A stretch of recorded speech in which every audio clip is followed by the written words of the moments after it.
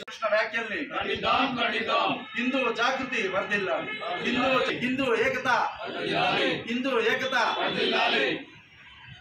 భారత్ మాతాకి భారత్ మాతాకి జై. ఏడుకొండలవాడ వెంకటరమణ గోవింద గోవింద. కలియుగ దైవమైన వెంకటేశ్వర స్వామి వారిని కదిరె కృష్ణ అనే ఒక వ్యక్తి ఈరోజు పనికి మాలినవాడు, బావమర్ది అనుకుంటూ చాలా అనుచితమైన వ్యాఖ్యలు చేశాడు.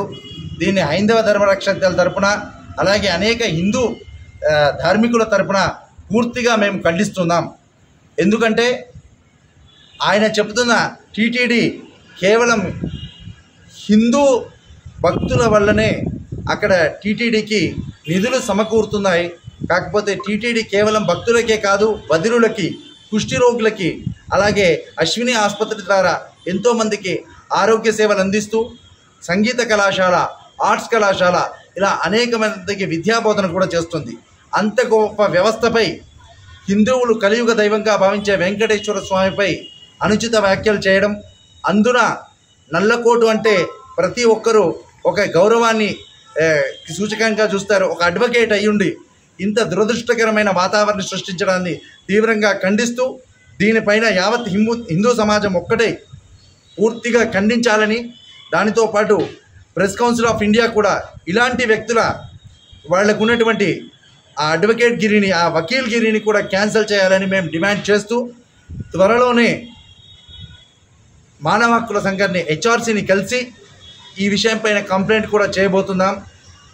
దుష్ట సంహారుడైనటువంటి ఆ వెంకటేశ్వర స్వామిని పవిత్రమైన చాతుర్మాస్య సమయంలో యావత్ హిందూ జాతి మనోభావాలు దెబ్బతినేట్టుగా, హిందువులు చేతగాని వాళ్ళు అన్నట్టుగా మమ్మలను వెక్కిరిస్తూ ఈరోజు వెంకటేశ్వర స్వామిని కామెంట్ చేస్తున్నారు. అయ్యా, ఈరోజు మనకి స్వాతంత్ర నాయకులు కానీ ఈరోజు భావజాల నాయకులు ఎవరూ బ్రతికి లేరు.